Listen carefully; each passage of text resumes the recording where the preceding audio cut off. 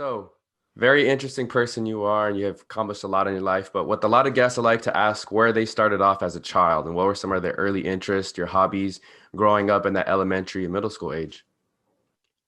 Wow, that's a good question. No one's ever asked me that one. Growing up, my early interests were, I was always into sports. I used to play, the normal backyard or driveway sports growing up. We played kickball. Somebody had one of those portable basketball courts behind their house. We did that. We played, we would just do races. We would, jump over ropes, all kinds of stuff you do in the hood. That's the kind of sports that I played growing up. As far as other than that, I don't know. Nobody ever asked me that, Noah. So I really got to think about it a little bit. What was I interested in as an elementary school kid? School, of course, because my mom's an educator, so she was really big on making sure that her kids, I have one sister who's a year older than me, making sure that we were really focused.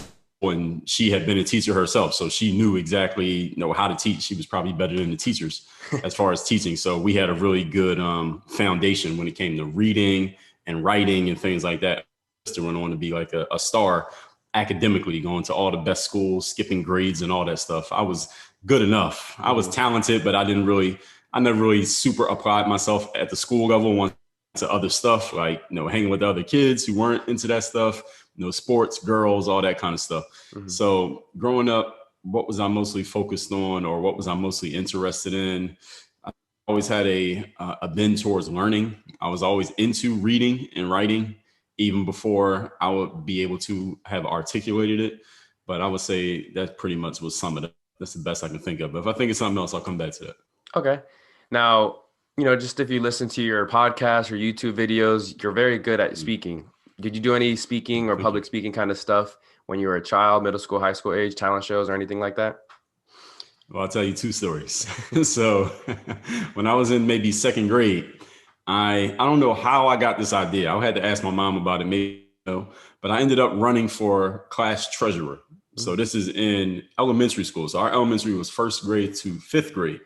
Now we know that school elections are not real. They're not really about how good you actually are. It's not about merit. It's a popularity contest. Even now these days, the presidential is a popularity contest. It's all it is. So I'm a second grader running for in a school that goes up to fifth grade, and we know that the second graders aren't popular, and it's a school that goes to fifth grade. So I don't even know where I got this idea, but I do remember that I did run for treasurer. I did not win. The long story short, but what happened? There was an assembly, and each candidate had to come up and give, or they got to come up and give a little speech Mhm. as to, to pitch themselves as the person who should win. And I had never speech before. And again, I don't know why I was even running. It's not like I was excited for it, but my mom helped write my speech. Now, my mom's not a speechwriter, so this should tell you a little bit about how that went. Now, at this time, I'm scrawny kid with clothes that are too small because I was a growing boy. I'm 6'4" now, so I was always growing out of my clothes, and we had to wear school uniforms at the time. So my pants were too short, clothes were too tight, and this is in the 90s when it wasn't cool to have short pants and tight clothes. Nowadays, you're the coolest guy in the room, but back then you were a geek. Nowadays, being a geek is cool. Back then, being a geek was not cool. So Mhm. I look like a geek. Second of all, not confident in my body and my clothes. And third, I had a terrible speech written by somebody who shouldn't have been writing speeches. So that was my first time I can remember doing any type of public speaking. Complete fail. Now, a year later, I somehow, again, I don't know how I ended up in this. My mom must have did it. I'm gonna blame all this on my mom. Okay. So I ended up getting into like the drama club. The drama club Mm. was like acting. Yeah. So we did a play, and I did two of them. I did one called The Salt and the Sea, and I played this guy named Giles. It was like one of the characters. And then the next year we did Julius Caesar. Everybody was Julius Caesar. I played Brutus in Julius Oh. Caesar. And in that, we had to memorize like all of our lines. Because in acting, like theater, you had to memorize your lines. There's no teleprompter or anything like that. And I remember I memorized all of my lines for that. And this was in like third grade. And I Mhm. did really well. I remember just being very confident in my role in Brutus because I'm not playing myself. I'm playing a role. And I remember we put it on for the school and all that, just third grade stuff. But I did really well in that. And I think it was then that I noticed, I don't remember it, but I noticed I had a propensity for being able to take in a good amount of information and then be able to, all I was doing was like reciting somebody else's script. But Mhm. later on in life, I still do that kind of to this day. I don't memorize my lines videos and podcasts now, but that was my first successful public speaking endeavor, Noah. Okay, right on. I love Yeah. that story, man. Especially Brutus. That's like it's a pretty big important role in that play right there. Yeah, because you get to stab Caesar, and then he got to give a speech after that as to why he stabbed Caesar. So I Yeah. remember I memorized that whole speech. All right. So Yeah. fast forwarding to high school, Hmm. obviously you became the Division III basketball player who played overseas and whatnot. But when did that Yeah. love for basketball first kick in high school? Wow. Well, that came about. I mean, I'd always played all different kinds of sports. We dabbled in different stuff. The first sport that I thought I could be somebody in was actually football, because that's the sport, growing up, we didn't have a bunch of people with basketball ambitions, but we all would play football in the backyard, because football was a sport that we would watch on even more than basketball back Mhm. then. And we would play, just in the driveway, two-hand touch football and stuff like that. And it was only later that one of our neighbors moved in and they had a portable basketball court. But you got to kids at that age, we get the portable course and we lower it. So it's not even 10 feet. We Yeah. lower it so we could dunk on it and make it easier for us to play on it. So none of us was really that ambitious about basketball. But football, we all thought we could play, because also with basketball, we're assuming you got to be a certain height. And for the most part, you do. Now, as kids, none of us was like super duper tall. But anyway, that's why we were playing football. And I used to watch this guy named Deion Sanders. Oh yeah, Deion. prime time. And yeah. So I thought I could be like Deion, because I was pretty fast. I was faster than everybody on the block. So I thought I could be Deion Sanders. And then I played a little bit of baseball, but I wasn't good at baseball at all. Basketball, I didn't really start playing until about age 14. Mm-hmm. Didn't start playing basketball like every day until around age 14.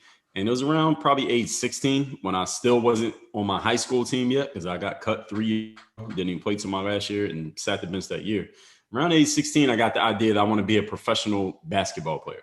I don't know. There was nothing in my reality that said that was actually going to happen. But I believed that I had the ability to do it, because I knew I was continually getting better. I could feel myself getting better, even though I wasn't having the results. So as far as falling in love with it, I don't know if there was ever a moment where I fell in love with the game, but that was the thing that I was doing. And I've heard somebody say, I think it was Mark Cuban, owner of the Dallas Mavericks, who talked about, you don't need to follow your passion. You should follow your discipline. Follow the things you're actually putting time into. And what I was putting time into was showing up to that court and working on my game. So the more you do something, if you're getting any kind of results, probably the more you're going to like it, the more of an affinity you'll develop. So that's where it came from, probably around age 16, the middle of high school. Okay, right on. And so you mentioned your senior year, you didn't play a whole lot, but how did you go about as far as putting your name out there for colleges and eventually make a college roster? Yeah, so it wasn't through basketball. That was through academics, because like I told you, my mom was an educator. So she had her kids on a positive path when it came to education from an early age. And like I said, my sister went on to be like a superstar academic, getting straight A's, going to the best high school in the city, getting an Ivy League scholarship. And she has all these degrees even to this day. She's a professor nowadays at a college. Oh, wow. Now me, I had the tools, and I had the talent, and I had the foundation coming from my parents. But at the same time, I super duper apply myself as a student, but I did enough. I understood the game, which is, okay, you want to graduate, so you got to at least pass the class. So A, B, C. Some classes I would get an A, but for the most part, especially when I got to college, I was a C student in college. Not because I was average intelligence, I was of average effort. But I knew the average effort would be enough for me to graduate. So going back to your question, in my high school, I went to this like a magnet school. They have those where you live, where Yes. like the best student, quote unquote, best students get to go to these schools. Mm-hmm. So I went to a magnet high school, and the way they had it at that time, I graduated from high school in the year 2000, just to give everybody reference. It was weighted. So in other words, they took all the schools in the city of Philadelphia, which is where I'm from, and the magnet schools, like if you got a C at a magnet school, that was the equivalent of getting a B plus or an A at an average school, like a neighborhood school, because theoretically the coursework was harder at the school. Now, I don't know if that's actually true, because I only went to one school, but I was probably like a B student in high school. I was good enough, but I wasn't like trying to dominate academically. I didn't really care. So my grades at that magnet school weighed against everybody else, made me look like a star to the colleges. So my senior year of high school, how old are you, Noah? I'm 26. Okay, so you've been through the senior high school. So in high school, that senior year, colleges start sending me letters. So I would get all these random letters from school. There'd be form letters. I didn't understand that, but I thought I was somebody special because I'm getting all these letters from college. And they're saying, hey, we really want you to come here. But it was just simple. They probably sent out 1 million of those. I just got Yeah. one because I had good grades and I had good SAT scores. Hmm. So because of that combination, I started getting all these, they called them fee waivers. It was like you can apply to the school, but you don't have to pay the application fee. Hmm. So the application fee would be like $50, $100. And if you apply to a bunch of schools, that stuff starts to add up. And I wasn't paying, I didn't have the money, my parents were paying it. So every application fee waiver that I received, I just applied to that school. I just applied the logic. Like, all right, it doesn't cost me anything to apply. I just apply. So any school that sent me a waiver, I applied.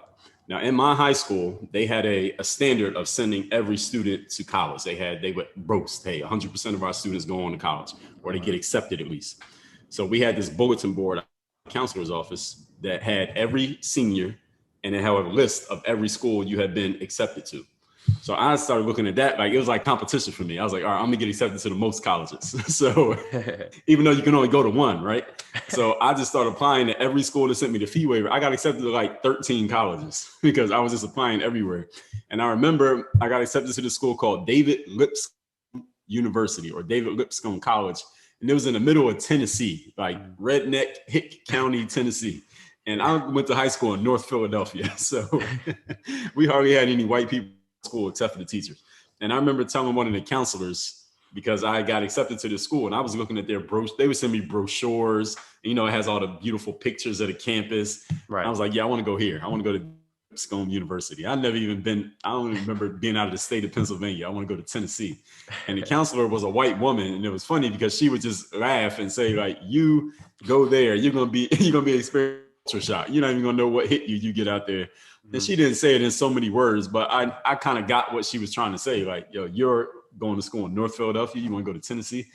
But anyway, what's funny is I went to Penn State, which is just as white as that Tennessee school would have been. But anyway, I got accepted. I don't even remember what your question was. Tell me the question again. Oh, I honestly, I forgot too. I was enjoying hearing your story, so you can go ahead and continue. Okay. All right. So I'll tell you the rest of it. So I got accepted to all of these schools. I had like 13 on the bulletin board. And then here's what happened. Late in my senior year of high school, so I've been accepted to all these schools, but I didn't have a reason to choose any one of them. Mm-hmm. Because just because you got accepted to a school, the fee waiver means you could apply for free, but that doesn't mean you can go there for free. You still got to pay to go to school. Now, I didn't have an academic scholarship. I maybe had a few little small ones, but I didn't have amazing grades. I wasn't spectacular. So my family was going to have to pay somehow, some way for whatever school I went to. And I didn't understand all the intricacies of that at the time. So at my senior year, my counselor, a different counselor, Black woman, she gathered a bunch of the young men in school and said, hey, you all should come to this meeting because we have a recruiter coming here from Morehouse College. Now, anyone who doesn't know what Morehouse is an HBCU, historically Black college down in Atlanta, Georgia. And Morehouse, it has alumni like Martin Luther King went there, Spike went there, and a few other very prominent Black men went there. And it's an all male school, Morehouse. So this guy was coming to our school and they send their recruiters, colleges send recruiters around to go recruit. Now, since they're HBCU, they go to predominantly Black high schools and they're only looking for men. So they know exactly who their target audience is. So the counselor gathered about 8 of us men who were seniors at my high school. This guy comes in, gives a presentation about Morehouse, and he's talking about the school and this and that. And there was one thing about Morehouse that turned me off was that he said once a week, every student on campus has to wear a suit all day when you go to class and this is their theory was this is preparing you for the professional world that you're going to be moving into after school. I didn't really like that idea because first of all, I like dressing up that time. And the second thing was I knew what I wanted to do after school, which is play basketball. So I didn't need to wear a suit and tie. I'd be wearing shorts and sneakers. But anyway, I listened to his whole presentation. He had all of our information. He had our transcripts, our school transcripts. He had our SAT scores of all the 8 guys in the room. And he starts looking at everybody's stuff after his presentation. And he's real serious. The room is real. Everybody just listened to him. And there was this one guy, he was a classmate of mine named Eric. And he had really good grades, higher grades than me, and even better SAT scores. And this recruiter tells this guy, I'll give you a full scholarship to Morehouse, offering it to him right there on the spot. Damn. I don't know if Eric ended up going there. I never heard from Eric after high school, but he offered him a full scholarship on the spot. And then he looked at mine and he saw mine, and mine is Eric. So he offered me a half scholarship. He said, I'll offer you 50% scholarship to come to Morehouse. And he didn't offer anybody else anything, but he wanted all of us to. So I told the counselor after that, and she was really excited. I told my parents, they were excited because I finally had a reason to choose a specific college, because all these other colleges accepted me, but why would I go to this one or that one or that? And now my parents were happy. I realized why they were really happy is because now they're thinking we don't have to spend as much money. That's why they were really excited. They didn't care what school I went to. Yeah. They were thinking about their pocketbooks. So here's what ended up happening to that. I get damn near to graduation, and we're almost at high school graduation. And my parents called me into their bedroom and said, listen, we know you got that scholarship to Morehouse. And they have been so excited because now they're like, all right, we finally have some direction for college. But they said, even looking at the 50% that is remaining, we can't afford to pay that, because the scholarship he had offered me was just off of the room and board, 50% of the whole cost. That didn't include the tuition. And I remember looking up Morehouse's cost maybe just a couple months ago, because I was thinking about this exact story that you're asking me, or that I'm telling. And tuition each year is damn near $50,000 for an out-of-state student. Yeah. From Pennsylvania. So, in-state is cheaper. So my parents are like, if we take out loans for this, because I wouldn't have got the loan because I didn't have any. But if they took out loans to pay for me to go to Morehouse, my mom said, we'll be in debt for the rest of our lives. We'll be paying this off forever if we take out loans for you to go to Morehouse. So you probably can't go to Morehouse. And I couldn't argue it because I didn't have any money to put up. So they said, well, look, you also got accepted to Penn State. Now I'm from Philadelphia, so that's an in-state school. They said that the tuition for Penn State for an in-state student was low. And they said, look, you can go to Penn State Abington, which is a branch campus, which is right outside of Philadelphia. The main campus of Penn State is about 4 hours away from Philly, but the branch campus was close. And I drive from my home, family's home, to that campus every day. It was only 20 minutes away. And they didn't even have dorms. So I'm basically going to the 13th grade, going to Penn State, living at home. So this is what you can do instead. What do you think about that? Now, I don't know how anyone who's listening to this was raised, but when your parents ask you a question, like, what do you think? But it's not really a question. It's kind of like, be with us because you can't offer anything else because you ain't got no power. So that's basically what it was. I said, okay, I didn't have nothing. What could I do? So that's how I ended up going to Penn State Abington. And your question was about walking on in college. Yes. I think that's what your question was. Yes. So I'll finally get to Penn State Abington. And I had never been to the campus before the day of orientation. And orientation was in the basketball gym. And the campus is so only like 4 buildings.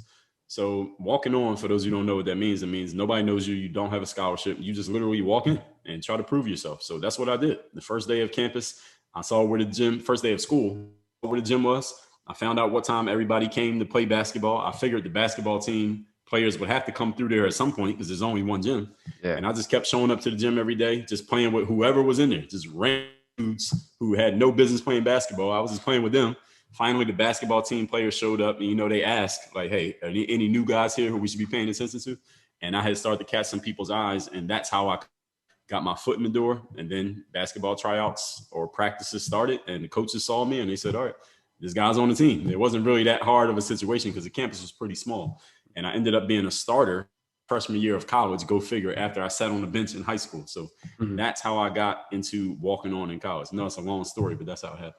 Yeah, but I think like hearing that story is very refreshing because there's a lot of late bloomers, right, quote unquote. And I think a lot of times, the pressures that be in high school, especially now in the social media age, everyone has, their highlight tapes that they want to post or, they got offers from such and such. But there's a lot of people who even make, the professionals in the NBA, NFL, MLB that weren't stars at their high school and they, bloomed later on. So I think that's, a very inspirational story and just to kind of keep at it, especially if you love something, you can get a growth spurt later. You just develop your skills and confidence. And like you said, you're playing basketball since you said 14, correct? Right. Yeah. So, that's, you have a little bit more years under your belt that you didn't have in high school. So the confidence and your abilities are just naturally going to get better over time. That's right. That's what happened. And then, so I read too that you transferred to Penn State, another branch of Penn State, Altoona, correct? Yeah. So you want to hear that story too? Yeah. How did that come about? All right. So my freshman year of college at Abington, again, I became a starter. I didn't have amazing, maybe 9-10 points a game, but I was a starter. So I started to get some game experience that I needed. Like you talked about being a late bloomer, I didn't have a lot of game experience. So that summer, I would drive up to now in the same home I grew up in while I'm my freshman year of college. But now, since I'm a student at Penn State and I have that student ID, I can use the campus facilities anytime I want because I'm a student. Mm-hmm. In the summer, because I had grown up playing basketball on the blacktop, on the concrete outside. Nowadays, kids growing up playing ball, and they don't even play outside anymore. Now everybody has to be in the gym because you got to have your camera and film yourself and all that. But we grew up. I mean, I'm a generation ahead of you, but we grew up playing ball in the street, outside in the street. Whatever. If it was raining, you just couldn't play ball that day. But nowadays they got the gym. So anyway, since I had access to the gym now, I stopped playing in the neighborhood playground. I would just drive to the Abington campus every day in the summer to use their gym to work on my game. And the funny thing is, none of my teammates ever came in the gym. We all had access to it, but after the basketball season ended, I never saw any of those guys ever again. They never came back in the gym. They weren't working on their games because these guys weren't like serious basketball players. They played because they were good enough and it was available, but they weren't ambitious. They weren't like trying to go to the next level or anything. They were playing now, but they knew basketball was going to end in a year or two, and then they would move on to their quote unquote regular lives. But I had that ambition, despite I'm at this nobody school where nobody comes out here playing ball. So I would go to the gym every day. Empty gym. I mean, beautiful gym. Empty gym, just work on my game by myself, lifting weights. This is the first time I had lifted weights at that point. I'm about 19 years old after my freshman year. Just using the gym every day, and it'll be dead empty. A beautiful campus. I will work out there to this day. If I still lived in Philly, I would still be going up there to work on my, but there'd probably be players in there. But anyway, one day I had not eaten breakfast at home. So I parked my car next to the gym like I always did, but I walked across the campus to the cafeteria to get some food first before my individual workout. And as I'm walking out of the cafe with my food, this dude just walks up to me and starts talking to me. He says, "Yo, man, what position do you play?" Now, mind you, we in the cafeteria is the time. It's not even the middle of the school year, so it's not even that many people on campus. Right. And I wasn't even taking classes. I only came up there to use the gym. I wasn't taking any classes. And I don't know this guy. And I look at him and I say, "You know that I even play? What is he even asking me?" And again, where I'm from in Philly, you don't walk up to people that you don't know and strike up conversation. You don't talk to people you don't know them. So I'm looking at this dude like he's crazy. He's like, "Man, well, So I responded to him. I say, "I play guard." And he starts talking about asking me what my major is and stuff like that. And I'm still trying to figure out who he is and how he knows who I am because he just approached me out of the blue. So he finally pulls out his business card. He shows it to me. He's a recruiter for a different campus. It's a Penn State Altoona campus, which is about 30 minutes away from the main campus of State College, but it's a Division III school. Now, Penn State Abington today is Division III, but at that time, athletically, it was provisional, which means it was on its way to D3. But the way the NCAA rules are, you got to go through like a 5-year period of not being free, like you're on the cusp, but you're not there yet. So anyway, Abington, you can only play 2 years of sports at that time. So every athlete there knows they only get 2 years. Then they either have to go else or they're done playing sports. So that's why I never saw a lot of my teammates again after the season because they had already played their second year. So they weren't trying to transfer to play ball. They were just like, "All right, I'm going to go to school. It's over. Basketball's done." So anyway, I'm thinking I need to know where I'm going to go after my sophomore year. Now, this is the summer after my freshman year. So when this guy approaches me, the first thing I'm thinking is, okay, this is my meal ticket to play ball if I do whatever this guy's talking about. Because on his business card, one thing was he was like a recruiter for minority students. He's a black guy. So his job was to recruit more minorities to come to that campus. But he was also the head basketball coach. And so this was his second job. He had 2 jobs. He was only on the Abington campus on a recruiting job, not for basketball, but for his job as an administrator. But he saw a basketball player and said, "No, let me grab him at the same time." So that's what he would do. That was his hustle. So he would use his job as an administrator to also recruit basketball. So I ended up getting recruited by him right there on the spot. And I ended up going to Penn State, all that. And I tell people all the time, that was a super lucky break because this dude, I later found out, he didn't know who I was. He was not on the campus looking for Dre Baldwin. He had no reason to believe I was even going to be there. And mind you, it's not like he came to the basketball gym and said, "Find some basketball players." He was in the cafeteria talking to people. He just saw me walk by. And he said, later on, he told me the story. He said, "As a coach, I knew what players I needed from my roster the following season. And when I saw you walk by, you looked like the kind of player that I needed. But he didn't even know who I was. He didn't even know if I was any good. I might have been a complete bum. But he approached me and recruited me anyway. And it turned out that I actually happened to be good. So that was a stroke of luck. And that luck only happened because I had taken the initiative to go to the gym and work on my game every day in the summer on my own. Nobody told me to do that. I was just doing it on my own. And one day I happened to get lucky. So that's how I got recruited to Penn State Altoona. Right. And I think a lot of times people misunderstand luck, right? Luck is something that they wait for and they wish for, and they just sit in their room or whatever they're doing, but they don't really do anything to change like their habits and stuff like that. But, in your story right there, you're going to work every day, right? Or to the gym every day to put in some work and work on your game, work on your craft. And, the luck just happened to follow because you were taking that initiative. And I feel like luck has that sort of luck works in that type of way where other people who have that misconception of luck, whereas is, something that you just wait for and not take any initiative or take any changes. And that's where they get mistaken. And sometimes they're oft left disappointing and like, oh, all the other people get lucky. And it's like, no, they did get lucky. But like in your story, you're also like, going to the gym every day and no one told you to do that. That was out of all your passion, all of your will. That was all out of you, Right. And one thing I tell people all the time about creating luck is you got to be outside. And I use outside metaphorically, but outside means be where things are happening so that you put yourself in position for something lucky to happen. But if you're just sitting in the house waiting for somebody to call you or waiting for someone to light up your inbox, then the luck probably won't occur. But if you go out and you make calls and you knock on doors and you reach out to people, then it happens. Like you started this show, you put yourself in line for luck. Somebody may hear this and they'll take a liking to you because you're out there. But if you're just sitting around waiting for it, of course it's not going to happen. Right. So going back to the college basketball, how did the Altoona experience or the experience at Altoona differ than the Albington experience? Well, the thing about Altoona is that the coach is a little bit more hands-on because at the Abington campus, everybody kind of like part-time. Our coach was even a part-time coach. He had a full-time job, not on campus, and he coached like as a side gig because Abington, again, they didn't have a big program for sports or anything like that. For the most part, it was only 2 years anyway. But at Altoona, our coach was closer to full-time. He technically wasn't even full-time because he had a full-time job as a recruiter, but he was also the basketball coach. So he was just around all the time because he had an office on campus and all that. But it wasn't an athletic building office. He had an office in the admissions office. You know what I'm saying? Yeah. But because he kind of intertwined them. His hustle was to intertwine coaching and recruiting at the same time. So that's how everybody knew him. But anyway, he was much more hands-on than the coach at Abington. And he told me when I first came here, he said, look, I know once he recruited me, he did background on me and found out about me and talked to my previous coach and said, well, one of Dre's bad habits is that he doesn't always practice hard. Not practicing by myself, I was always good at, but with team practice, I didn't always practice hard. Be boring. It was monotonous. Anyone who's played basketball knows like it's the same plays. You got to run the same plays over and over again, the same drills every day. I would get bored with that stuff. So I wouldn't practice hard, but I was good enough to still play good. The coach told me, look, I know you're better than some of your teammates here, but if you don't practice hard, you're not going to play.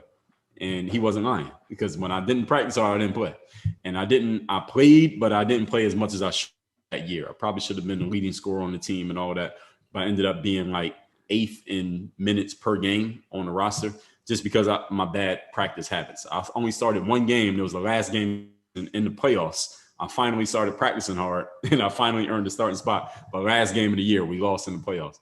But anyway, that's how things went at Penn State Altoona my sophomore year. Then that's the same coach who had just recruited me. He called a meeting after the basketball season and told us that he was probably going to lose his job because the program they had decided they were going to hire a new coach. And he did lose his job. A new coach comes in, this guy named Armin Gilliam, who had played in the NBA back in he got drafted like right after David Robinson in 1987. Oh, played through the 90s and he retired in like early 2000s. He played 13 years in the league. But Armin Gilliam wasn't that much of a basketball coach. He didn't quite understand the NCAA system and all of that. But anyway, out of the basketball program early in my junior year because it was just anybody who knows college sports knows that when a new coach comes into a program, a lot of the former players or the returning players don't last into the regime, not because they're not good, but because the coach wants to bring in their own people. It's just like if a new CEO comes into a company, some people just lose their job. So it was the same thing. So I ended up out of the program the middle of my year. I didn't even play basketball The rest of my junior year, I didn't even play on the team my senior year at all in college at a D3 school. Now, I still have this vision that I'm going to become a professional athlete. Doesn't really seem to make sense.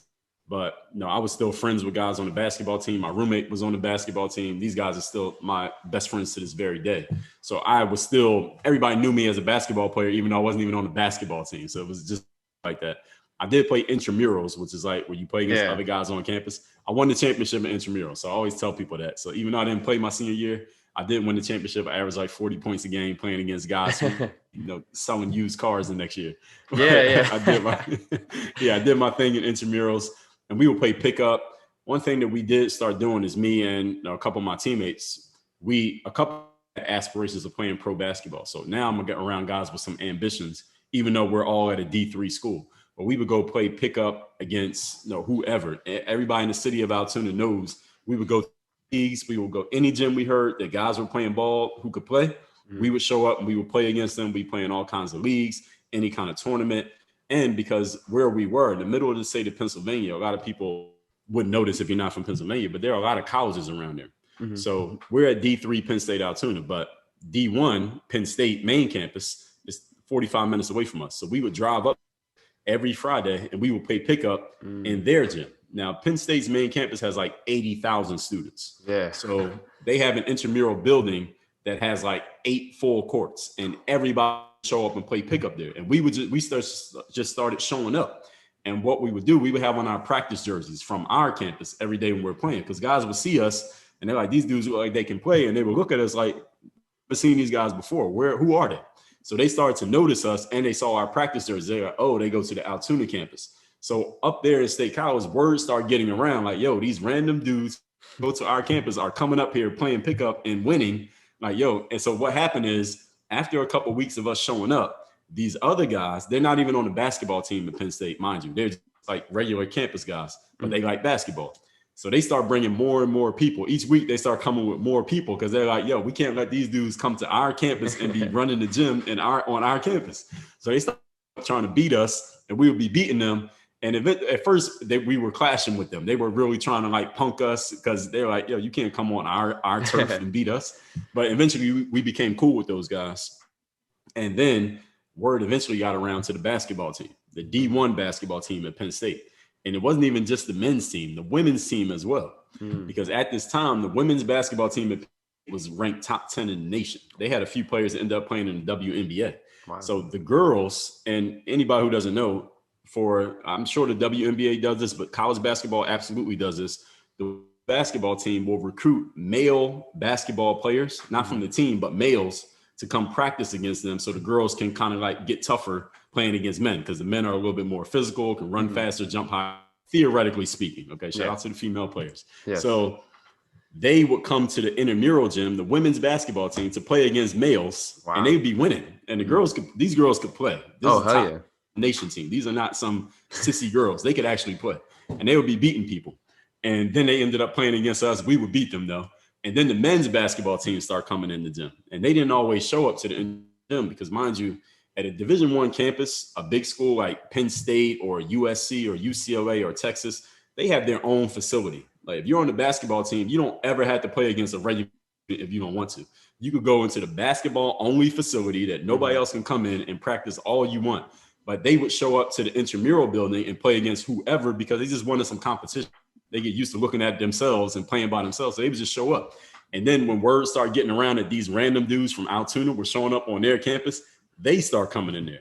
So we be in there playing, and almost like we generated this whole crowd at a school that we didn't even go to, because we kept coming up there and we were actually playing, and they were like, yo, these dudes can actually play.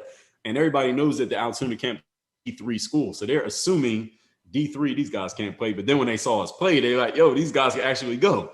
So that's how we started to actually make friends we made friends with the women's players up there, with players up there, and with just regular students up there. So we spent half our time on State College's campus partying and just knowing people because we were always up there playing basketball. So that was actually, aside from on the actual basketball team, that was one of the best experiences in college, was the pickup games that we played, and the fact that we would just go wherever. There was also another D3 school there called Mount Alfred.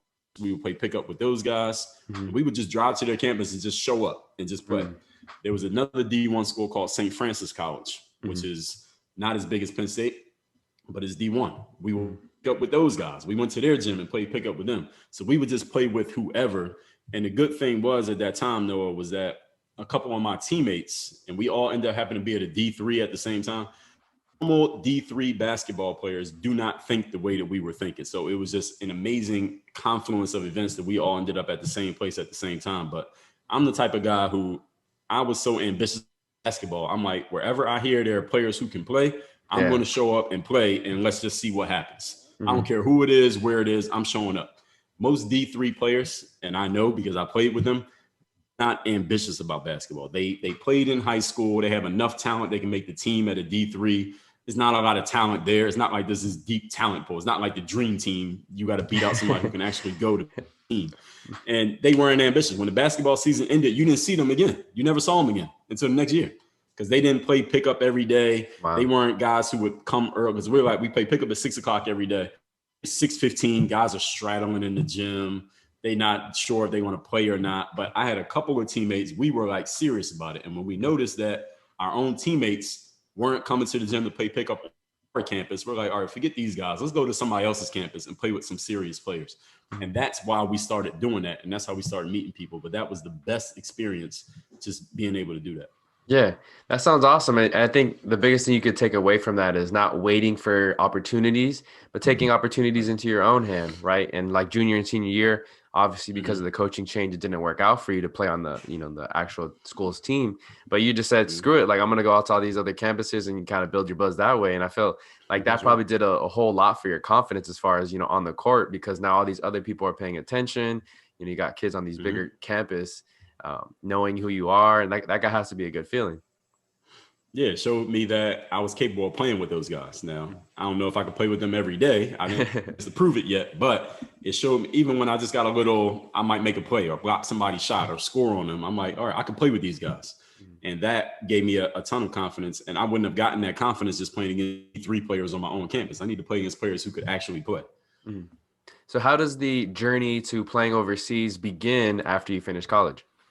Wow, another great question. So it's bringing memories. So I graduated from college in 2004, just to give everybody a frame of reference here. And I wanted to play overseas, but there was no path for me to do it. There was no information. It's not like you could Google it. Yeah. Google did exist, but it was no information on how to play overseas. There was one website that would list, it was like a news site. It would just tell you this team signed this guy had this many points, but it wasn't the site like, all right, here's how you do it. That did not exist. That only exists now because I created it. And I say that humbly, but that's the truth. And I wanted to play overseas, but didn't know how to do it. So home to Philadelphia, and my parents are like, all right, you graduate from college, son, what are you going to do next? I said, I want to play professional basketball. Now they're looking at me like I'm crazy because they saw my whole life that I didn't play 14, barely played in high school, didn't even play my last year and a half of college. And it was at a D3. And even though my parents aren't like hardcore basketball junkies, they understand logically that doesn't make sense. D3 players do not become. So my mom was like, she basically told me that was a crazy idea. She was like, you got a degree, get a job, get yourself a car, get an apartment. I had braids in my hair. She's like, get a haircut. She's like, you need to go live like an adult, and I'm talking about this pipe dream of being a pro basketball player. So for that first year, I had to bite the bullet. I worked a couple of quote unquote regular jobs. I became an assistant manager of Foot Locker. That was my first job out of college. And I worked at this gym called Valley Total Fitness, selling gym memberships. I did that for my first year. And then that next summer, June of 2005, I had saved up some money because I knew what I do. I need to go to this event called an exposure camp. So an exposure camp, for those who don't know, is like a job fair. Everybody knows a job fair, but it's for athletes. But instead of you just talking to people and telling them what you can do, you actually bring your sneakers, play basketball. So it's 200 basketball players. Everybody wants to play pro, and you're all trying to show your stuff so you can get a pro basketball job. Now, the people in the crowd are not just regular fans. These are managers, coaches, and scouts and owners from pro basketball teams all over the world. They come to watch these players so they can choose the talent that they want. So it's basically like a casting call. You know how they have casting calls for TV shows? It's like that, but it's basketball. And the challenge with this, as opposed to other types of job fairs, is that basketball is a team sport. So to play basketball, this exposure camp, they put you on eight other guys, and you're playing against other teams, eight other guys. But in all your, of course, you're supposed to play together because it's a team. But everybody on your team is trying to get seen. Everybody's trying to show out. Now, I don't know if anyone understands, people who don't understand basketball, you got to understand that if everybody on the team is all trying to impress at the same time, it doesn't work for a team sport. That doesn't work. Ball works the way that it does because LeBron is the guy, and everybody else on the team knows that LeBron gets the shots. He gets to score all the points, and everybody else is okay with that. But at an exposure camp, everybody's trying to be LeBron at the same time. Yeah. It does not work. So you got to but if you don't play like that, then nobody will notice you. So it's like you had to balance, you had to walk this tightrope between being selfish, but not looking like you're being selfish. It's a really delicate balance you have to strike at an exposure camp. Luckily, I was able to do that. I had a couple highlight plays there, some dunks and stuff like that that got me noticed. And I played pretty well at that exposure camp. From the camp, they wrote up a scouting report about me, and it was really good. It made me look really good, and it was written by somebody other than me. So it's one thing if I say I'm good. It's another thing if somebody else says it. And then I got the footage showing myself playing at this camp. And this is really important footage because I didn't have any good video from my college experience, and because at college I was only playing at the D3, and a lot of overseas teams didn't really care about D3 highlights anyway, because who are you playing against? You're playing against a bunch of players who ain't even good anyway. Mm-hmm. So playing against these pros at the exposure camp, this is really important footage. And I didn't get a job from the exposure camp. I went back home to Philadelphia after that camp. It was in Orlando. And that camp cost $250 in cash. That's what I said. I saved up the money. That's what I had to save up. Mm-hmm. Go back home to Philadelphia. Now I started out. Here's another time I took initiative. I went on Google and I looked up basketball agents because I knew what I needed. I needed someone who had the connections to the overseas teams who could sell me a player for the team. Because basically agents are the go-between, just like they are in the literary world or the modeling world or the TV world. They are the connection between the teams that have the jobs and the people who want the job. Mm-hmm. So I started reaching out to agents saying, hey, here's him. I had collateral now.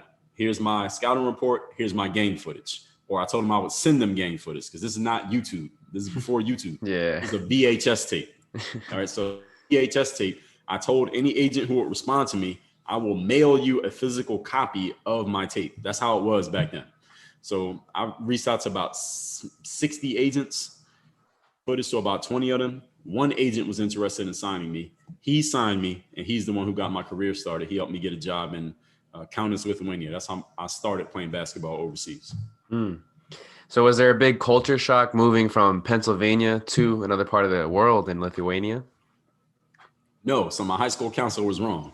So I should have went to Lipscomb in Tennessee. So a big culture shock for me because I wanted to get out of Philadelphia. I lived there my whole life.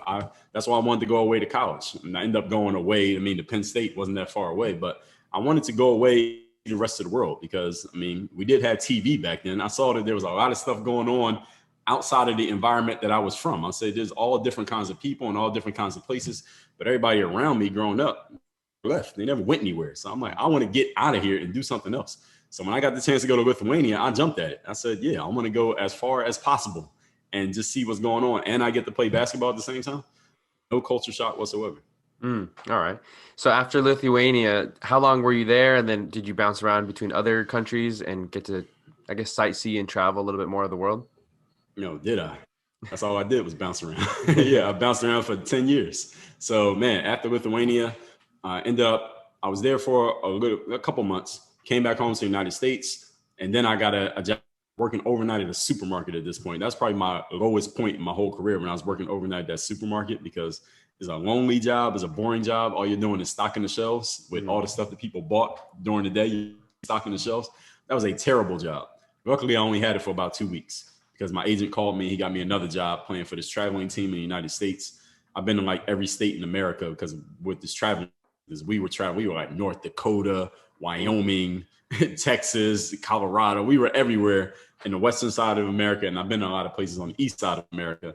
So when I played on that team there, I met a guy on that team, that traveling team in the States. He was playing in Mexico, and he actually had like a wife and kids in Mexico, but he was an American guy, but he had moved to Mexico. He connections to pro teams and agents down there, and he took a liking to me because even though we were playing, it was like a show team. It's kind of like the Harlem Globetrotters, but like a cheaper version of it. Yeah. But we didn't play regular. It was like a show. So the other team knew what it was. We would do skits and set up dunks and stuff, but you weren't playing real basketball. So on our off days on the traveling team, we would go to a gym and we would just play regular basketball. So I remember the first couple of times we did that, this guy, his name was Gerald, when we would play regular basketball, he got a chance to see who could actually play for real. Yeah. And he saw me and he was like, oh, Dre, I see you could actually play. He said, yo, I play in Mexico. When I go back down there, I'm going to call you and I'm going to hook you up with my agent because he saw that I could actually hoop. So he's like, I'm going to help you out. I'm going to hook you up. So that became my next. And these are, again, these little threads in my life to help move things along. And he helped me get on in Mexico. So then when I played in Mexico, at this point, we're in 2006. Mexico at the end of the summer, because their leagues, a lot of times their leagues will go the opposite of the United States leagues. So then I came home, got another regular job working at Philadelphia Sports Clubs, was a gym, selling memberships all over again. Then I ended up moving to Florida. Now we're in 2007. In 2007, I started sending all these emails out, and I wrote about this in one of my books, to get myself into overseas ball because I didn't have an agent at this time. The first agent, he left the basketball world. I hadn't played in a year and I didn't have any prospects. So I said, all right, I'm just going to send out emails every day. I send 50 emails a day until I get my next job. And I started doing that. And I got on in Montenegro. And that was a job that I completely brokered that deal 100% myself, negotiated everything. Got on to play in Montenegro again in 2008. Come back home. At this point, I'm living in South Florida, where I am now. Then I went to Germany after that, came back from Germany. And when I came back from Germany in 2009, that's the first time that I said, work on your game on a YouTube video. And that's where that whole brand began. When I first said, work on your game. I already had videos on YouTube, but that's when I first branded myself with that phrase. And from there, after that, man, it was Croatia, the UK, Slovakia, and I think that's it. Okay. I played up until 2015, but at this time, I'm still putting videos on YouTube. I started writing books. There's a bunch of other things. I had a parallel career going at the same time. So as you were starting to put out this YouTube content, did you always know have an idea of what you wanted to be, or, kind of how you wanted people to perceive yourself? Or was this kind of like grow as you were putting these videos out? No, I just went along. So that VHS tape I told you about from the exposure camp, I went and put on a data CD. I put the data CD onto my computer or into my computer. And that's when I first uploaded the video to YouTube. This is 2005. So that's where people first saw me on the internet. And there's many, many more people know me from the internet than know me from playing overseas. People know that I played overseas, but I mean, whoever watched an overseas basketball game who lives in America? Nobody. Right. But who's watched a YouTube video? Everybody. So it's just funny that all the work I was doing was to play overseas, but everybody knows me from YouTube. So it's just funny how that worked out. So probably by around 2008, 2009, around that time, that's when YouTube started the partner program where you can make some ad revenue from publishing video. And before that, there were no ads on the videos. People can believe it or not. There were no ads on videos before that. Around 2010, that's when I wrote my first book. And then around 2009, that's when I first said, work on your game on the video. Actually, I said, work on your fucking game is what I said in the video. And that's when really picked up on that phrase. They loved it because it went right along with what I was saying, because they saw me making these videos. And mind you, I'm this dude who nobody knew me. It's not like I was on TV playing in the NBA. I could play, but they didn't know who I was. They're like, who is Dre Baldwin? Nobody knew who I was. But I'm on these videos all the time working out. So then when I said, work on your fucking game in the video, people were like, it connected because, this dude is always working on his game. He's always in the gym. So when he says it, I had the right to say that. I had earned my right to make that statement. So people really bought into that, and people started repeating it back to me. Work on your game. Even to this day, walking around in my neighborhood and somebody will see me like, Dre, work on your game all the time, because everybody connects with that phrase, So that's how people really started to know me. And that was around that time, probably about 11 years ago, Noah. That's when I started saying to myself, you know what, I can make a whole business out of this. And the good thing about the phrase is that it's not necessarily married to basketball. Work on your game can be for anybody. Right. So I started writing books, and then people started asking me about the mental game approach. People start asking me, why do you come to the gym every day to work out? How do you have confidence to perform? You got cut from your high school team 3 years ago. You barely played in college. well, at least at the end of college, you walked on that at D3. Now, how'd you have the idea to try to play pro with that? Like, that's a crazy idea to even think you could play pro off that kind of background. Mm-hmm. Or how'd you get started? You know, how you begin doing these things? And even from the little bit of story I've told you here today, how many times did I just do stuff? Right. It's not like somebody told me it was going to happen. I just did stuff and stuff worked out. So those principles, confidence, mental toughness, personal initiative, I just started talking about them. I didn't even know I was making a brand out of it. I just was talking about it because that's how I thought. And that's when I said to myself, and people said to me, like, yo, I don't even, Dre, but I listen to you when you talk about that mindset, because that applies to anybody. So that's when I started. That was probably around, to answer your question, maybe around 2011. That's when people who weren't athletes started really telling me that they were connecting with my message. So that's when I started to know. Mm-hmm. And I think one of the takeaways I get from that story is listening to one of your podcasts, you said something about letting your inner voice breathe, right? And like you said, no one told you to go do these things, even going back to college or even after high school, right? No one said like, go do this, go do that, but you wanted to do it because there was some sort of passion and desire for you. And sure, you weren't going to make a lot of money right then and there. And I feel like, especially with social media or just other outside pressures of society, a lot of times people now do things for money or in hopes that we're going to get either compensated, rewarded, you know, with praise, or we're going to get some sort of like shower and better treatment because we do something. But you know, it's very rare now that people do like, you know, the work behind the scenes without posting something about it or without, you know, trying to garner some attention from it, no matter what it is. That's the whole game, man. Yeah. And but I think that's cool. And then especially too, you know, you came up right before like YouTube kind of popped off. And I think the coolest thing about like a story like yours, you know, if this was 60 years ago, like we would have never heard about someone like you, or it would have, that's right. You know, you'd have to be on channel 7 or whatever the, you know, main channels are in that area or on a radio station. Now everyone can kind of have their own little platform and pass on this message, and a story as inspiring as yours, you know, I think that's like extremely powerful because there's, you know, a lot of people, especially like you said, growing up in inner city type area, there's a lot of people who have, you know, whether it's hoop dreams or just athletic dreams in general, but they don't know how to necessarily translate it into, you know, business world or, you know, do something beyond the sports in their high school or college.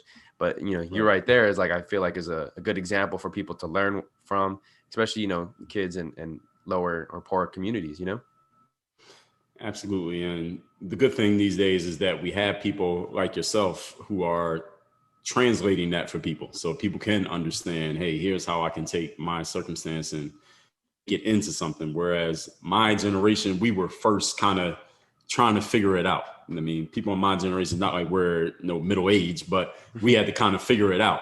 Whereas now the generation of now, somebody's in their 20s or in their teens right now, you got so many people who are telling you, they're giving you the whole game. So all you had to do was follow it. Whereas the generation before mine, people who are, let's say, you know, in their late 40s and 50s now, you had to either go through a gatekeeper or you couldn't get on. It was gatekeeper or nothing. Whereas our generation was the first one that we could start doing stuff like gatekeeper, but we had to figure out the path. Nowadays, the whole blueprint is laid out for you. So do you miss playing overseas basketball or professional at all? Or was the decision to hang him up, you know, fine as is? Yeah. It was my decision 100% to stop playing. I stopped playing when I was 33. So I just turned 39 a couple of days ago. So it was my decision to stop playing because I just saw other opportunities myself in the business realm of things. And I saw more ways that as far as what I could do business wise, as far as the work on your game message and some opportunities that I saw for myself outside of playing sports, they were sitting there at that moment. And I'm like, man, I got to take these opportunities. I can't say, all right, y'all wait for another year and then I'll start doing stuff. And, you know, sometimes even then I would do online dating in a relationship. Now I would do online dating. And here's a funny thing that a lot of people don't think about when you're talking to athletes, especially when you play overseas, is that every time I met a female and they would read my little profile and I say, you know, I do this and I play overseas, they would say, all right, well, are you going overseas again? Because if I'm going overseas, they're like, well, I can't commit to this dude or really get serious with him because he's about to go to Europe or do something like that. It was more than one time that I was with a chick and I was about to go overseas. And she's like, well, yo, I got to go. No, I got to do what I got to do. You got to do what you got to do. I got to do what I got to do. And those relationships got lost. You know, that was another thing that is an underrated aspect of playing overseas. A lot of people don't talk about.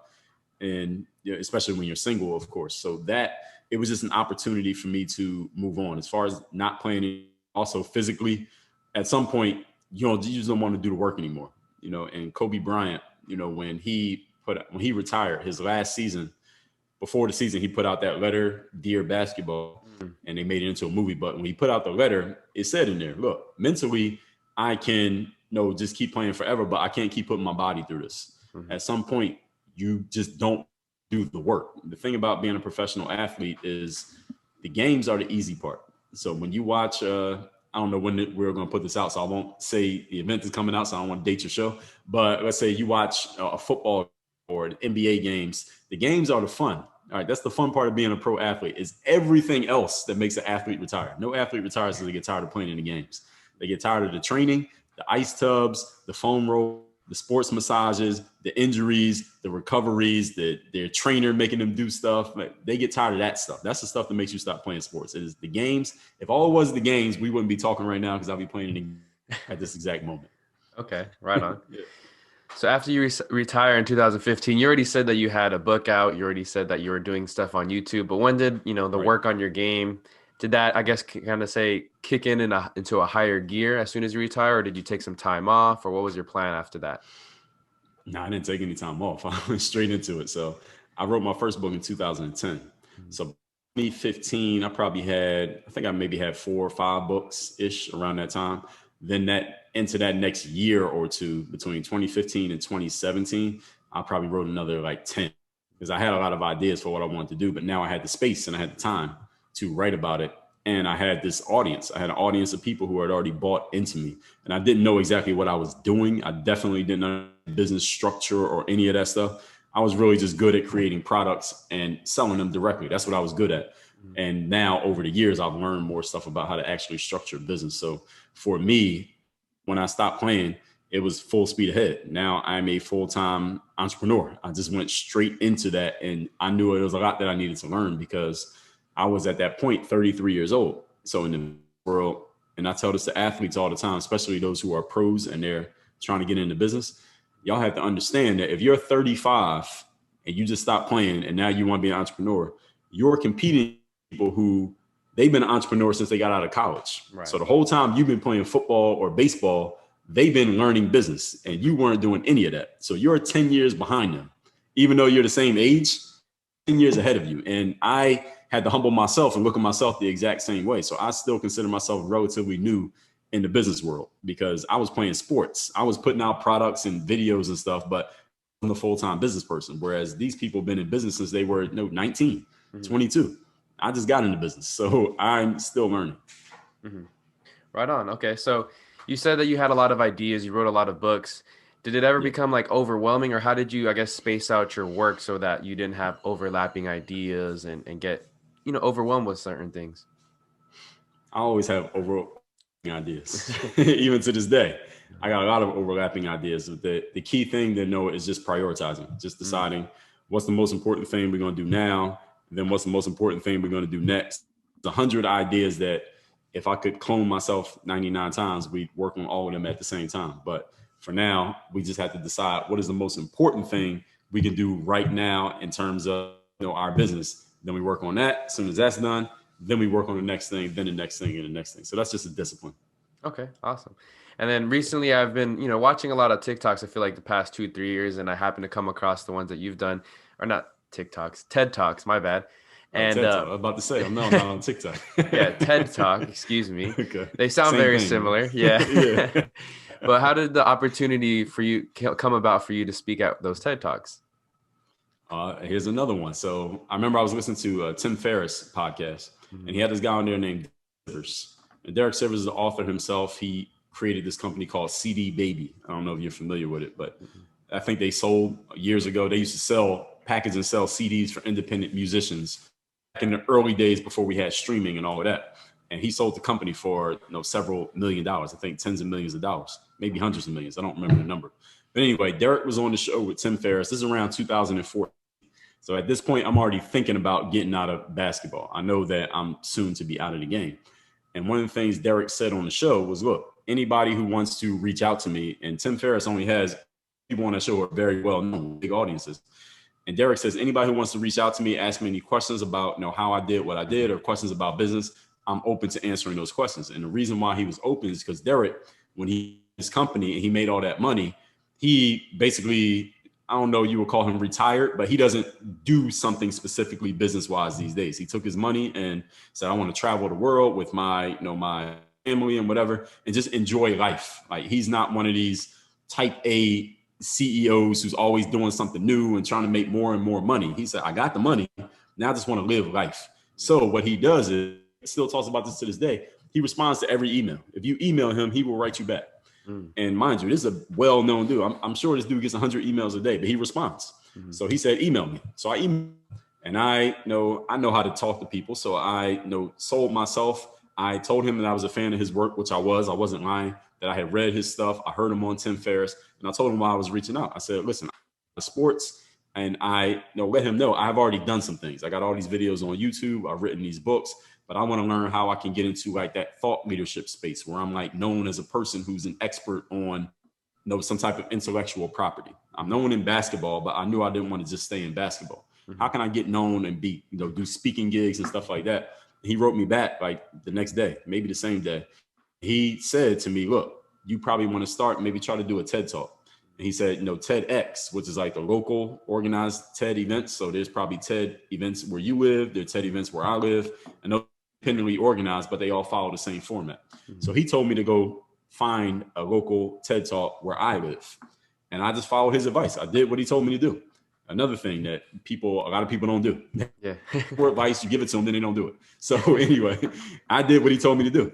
And I went and looked up some TEDx events in my local area. My first one was in Broward County, which is like Fort Lauderdale, which is right north of me. So it's about 45 minutes from me. That's where I did my first one.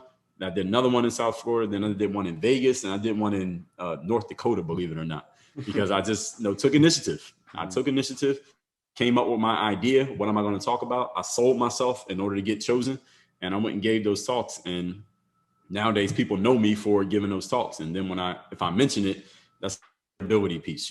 Giving a TED talk is like a credibility piece. So it has helped my brand a lot, just the fact that I did those talks. So that's how I did it. So I got to ask, after accomplishing so much, what was that? Can you hear me now? No, maybe it's me. Hold on. Yeah, I'm still not hearing you. No? Hold on. Now? Let me change my speaker.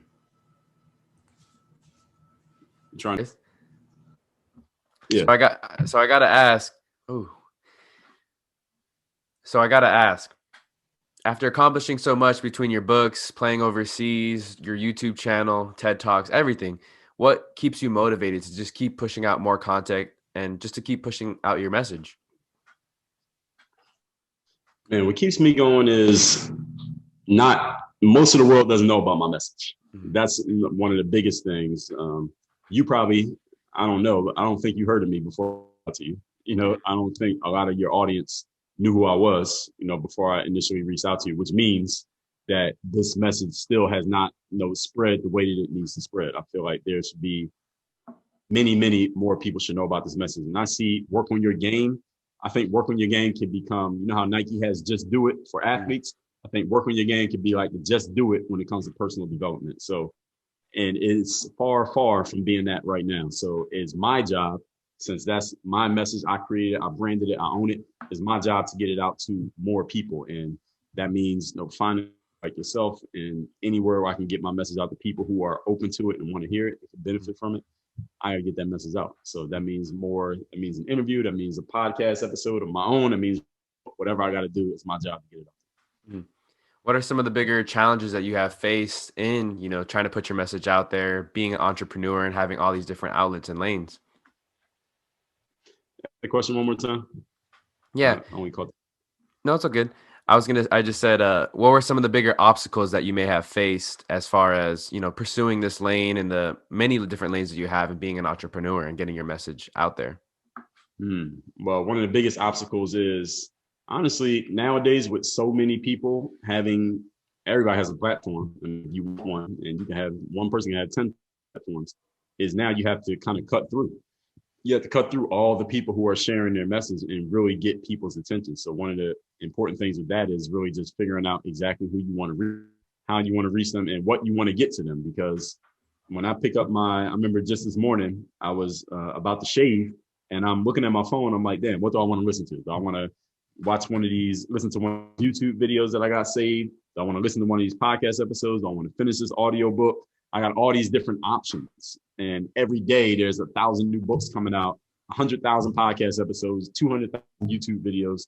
How do you get a person to give you their attention with all of these options that we have? So I think that's one of the biggest challenges these days.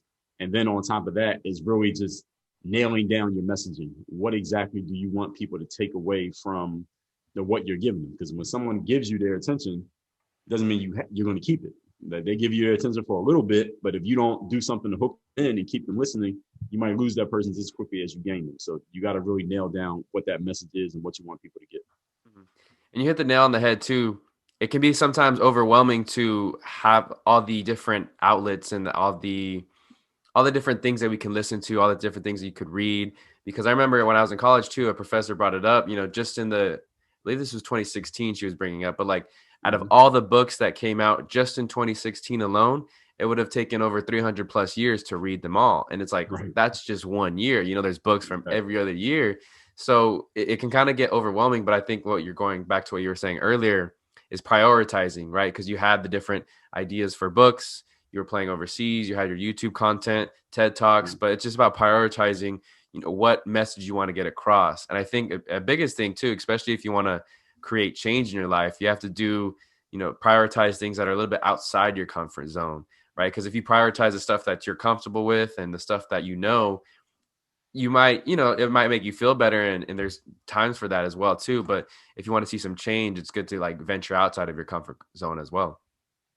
Yeah, it's a requirement because only if you do things that you're with, then nothing's going to change. Mhm. And maybe that's okay. I mean, if you're doing things that are working and you're comfortable with them, then you could do more of the same. But if you want anything to change, then you have to step outside of what is comfortable and convenient for you and do something different. And that doesn't necessarily mean it has to be something that's so necessarily hard or bad, but you do have to try something different. Mhm. Having an open mind, I think that's a common trait you find in entrepreneurs. Mhm. Now, speaking of something different, obviously the world was a lot different after the pandemic hit the United States in March. How did that, if at all, affect your business model and some of the things that you went about in your normal everyday life?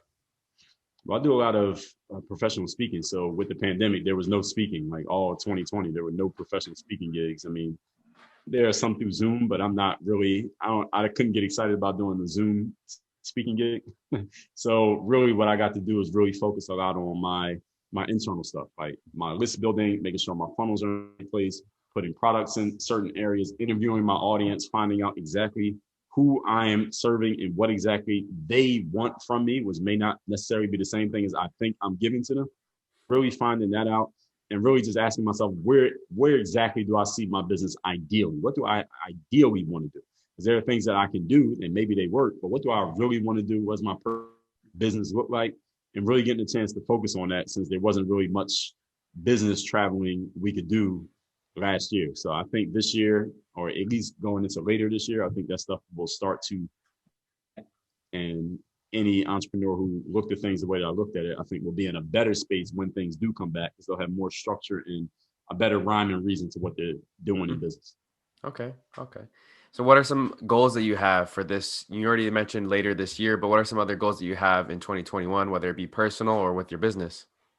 Man, well, in business, we got at least 2 books coming out this year. One of them is already, we're just working on the end matter, getting the covers designed and stuff like that. But the book is done, the audio book is done. We're going to put them out as a package deal. Then the other book, the second one, I had to finish just putting all this together. I've already done most of the writing, but just putting everything together and structuring it and all that. That's going to be the one we're going to put together a full launch and all of that for that book. That'll probably be, we're in, early in the year now, so I'm thinking maybe summertime, but it's too early to tell. That's one thing I'll be doing.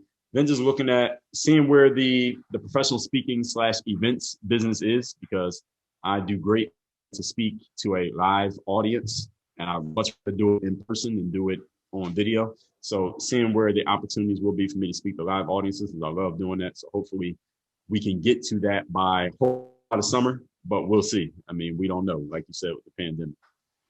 Yeah, everything's very unpredictable, but I mean, It's adapt and conquer world that we're living in. You know, you got to continue to be on your toes. And I think it's very representative of sports, right? In sports, you can rehearse a game as much as you want to, but as soon as things go wrong, you have to be able to adjust on your feet in a game or in practice. And I think it's the same thing right now during this time.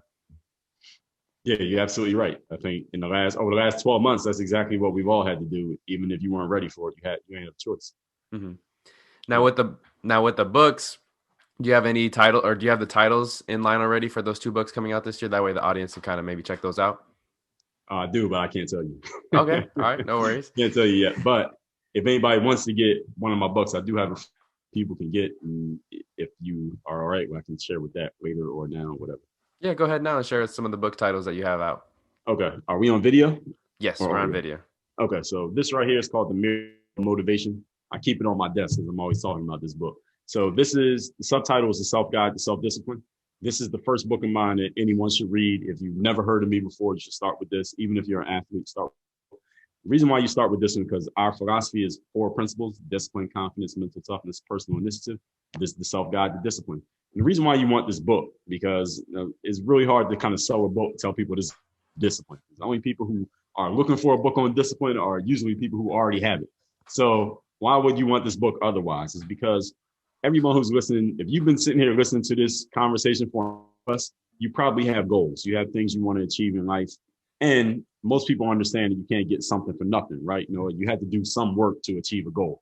But the question many people never ask themselves is, who do I be? What type of person do I need to be in life so I can do what I need to do, so I can get the results that I want? What kind of posture do I need to have? What kind of energy do I need to approach life with? And the reason it matters so much is because a lot of people spend their whole lives doing a whole lot of work.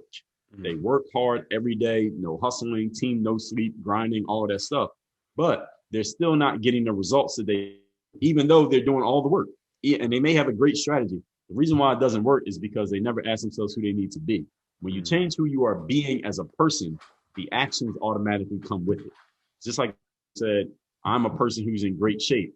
Well, what is a person who's in great shape? What do? They drink a good amount of water. They don't eat that extra slice of cake. They go to the gym 3 to 5 times a week, do certain things. The being dictates the doing. But if you never ask yourself, who am I being?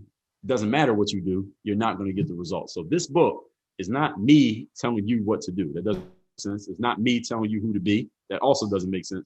This is me giving you the frameworks for you to answer the question, who you need to be. That's why it's called the mirror of motivation. So you look in the mirror. It's not looking out the window, mirror. So you do what you need to do.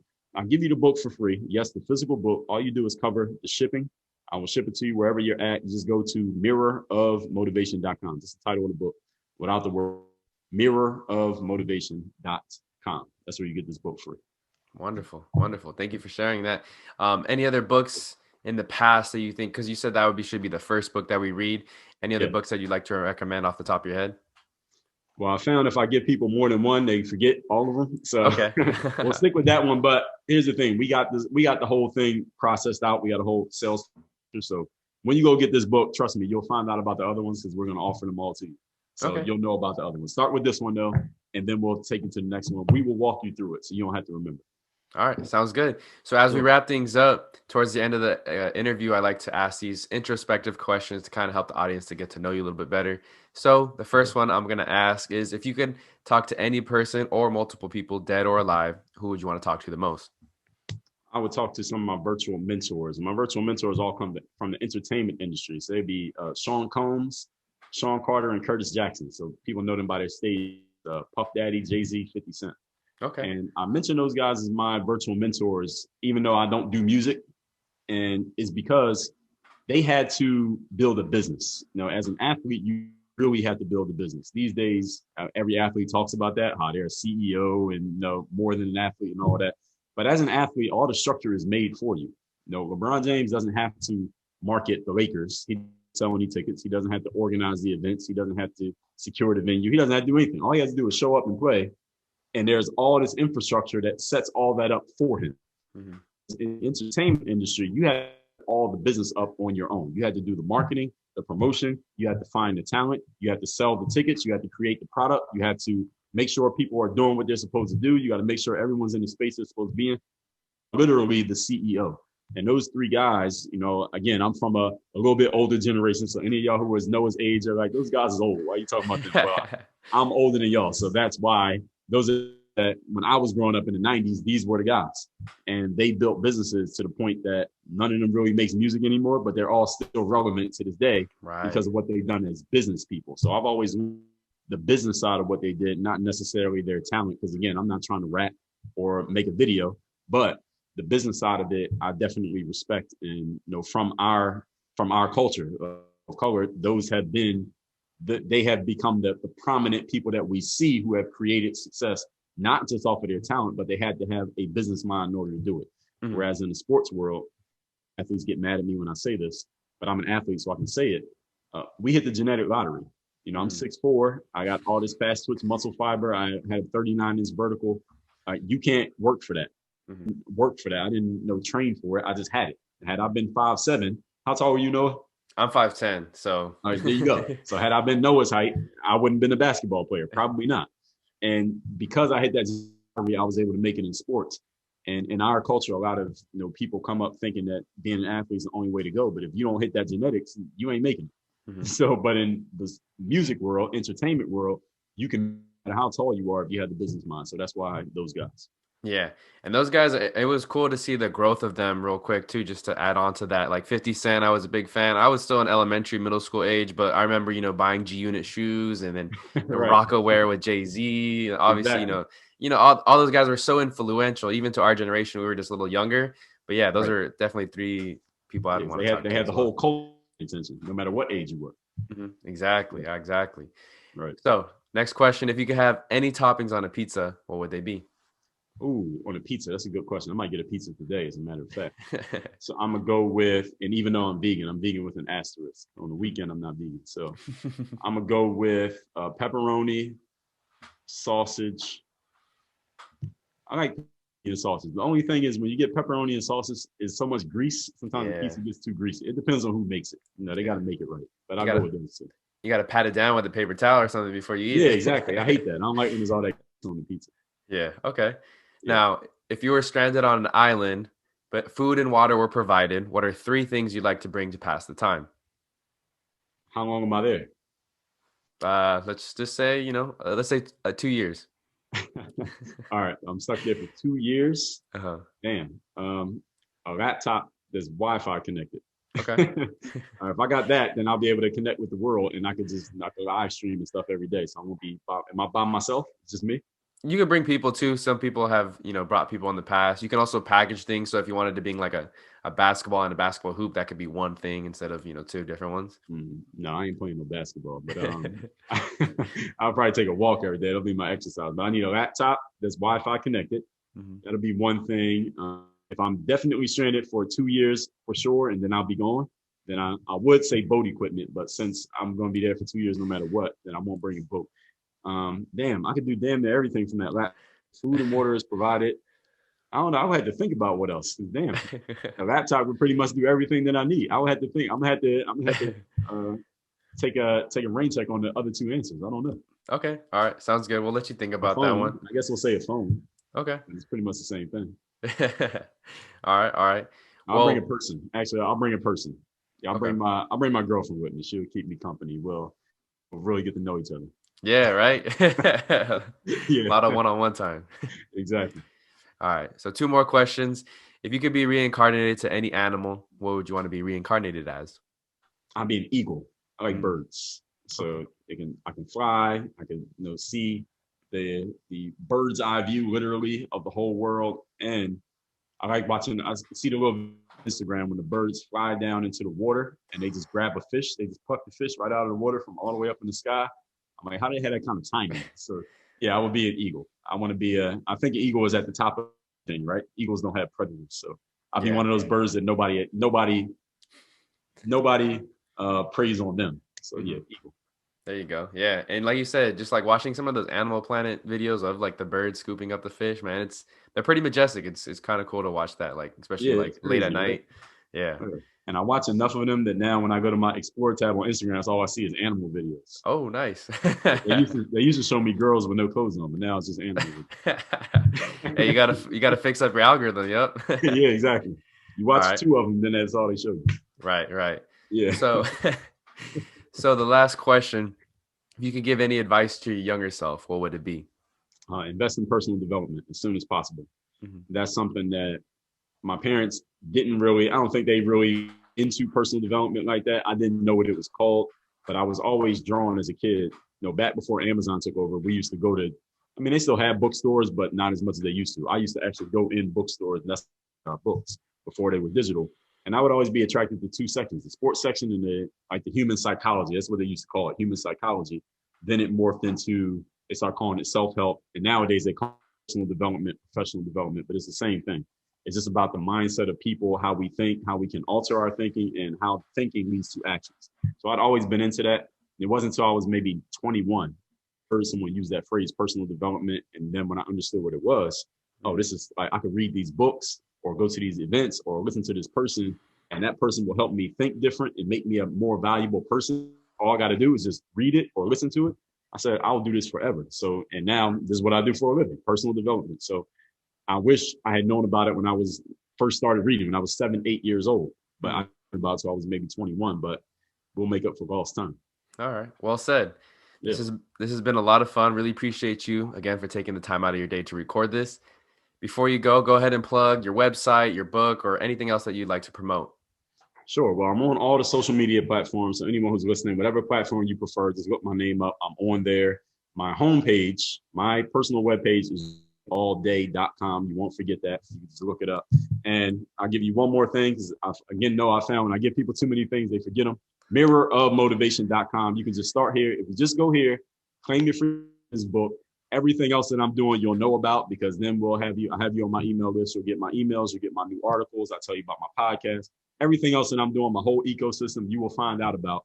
This is your gateway drug of motivation.com. Just go there and get this book. Awesome. Well, thank you again and hope, best of luck with everything this year. Thank you, man. I really appreciate it. It's a fun conversation. Mhm.